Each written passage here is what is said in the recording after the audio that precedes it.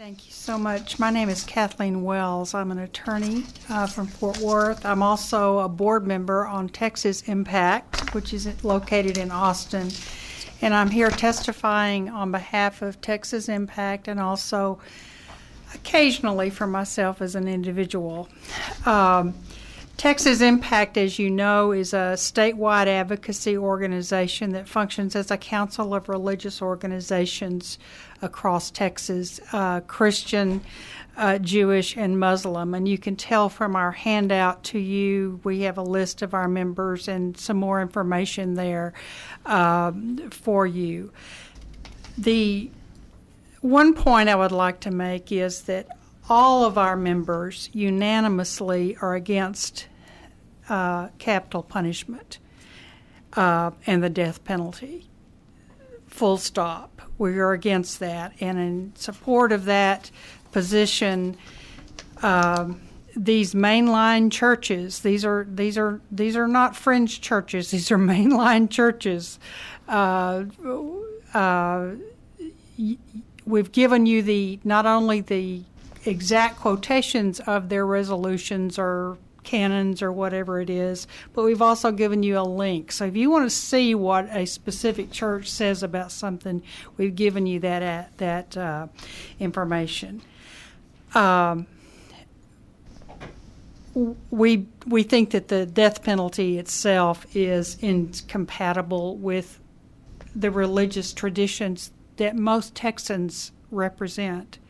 And I've loved listening to you all today deal with this issue of morality as we deal with this very moral question. And yes, there is a separation of church and state and that, but there is a moral aspect to this, and you guys get that. I think you get that, and I appreciate that very much to hear it. Part of the information we've given you, we're not going to get into theology today. I would not suppose to do that, but we have given you some information. Just about any spiritual group is going to be able to fit into one of these theological positions that all end up saying, why are we even doing death penalty? Who wins on this? As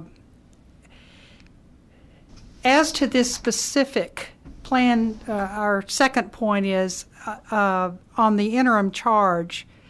As you look at the more narrow application, if we are to keep a death penalty and all the cost and all the machinations that go with that, for whatever benefit there is from that, if this legislature decides to keep the death penalty, then the question is, well, where does serious mental illness and intellectual developmental disabilities fit in with that? Frankly, I don't see a intellectual... let me start over. I don't see the difference between the reasons that you would not want to execute someone who's retarded and the reasons you would not want to execute someone who's a juvenile. And then why would you turn around and represent and execute somebody with a severe mental illness or other condition that equally prevents them from from understanding their own culpability and the consequences of their own action? It's the same culpability question. So tell me again why we would even consider not extending an exception or an exemption to these people also. Now, how that's going to happen, I don't know. I'm not here as a lawyer to tell you that. You've got a lot of help on that. Texas Impact will be more than happy to help you offline, to be a resource to you at any time that you can do this. I'm not here today to take up your valuable time on trying to play psychiatrist or psychologist when I'm a lawyer. So we're gonna stick with what I'm good at. But I think we all can look back on, we can see how we as people have progressed. I mean, our medical knowledge is incredibly expansive in this area. Thank goodness. We know more now than we did 50 years ago, or 500 years ago, or 5,000 years ago.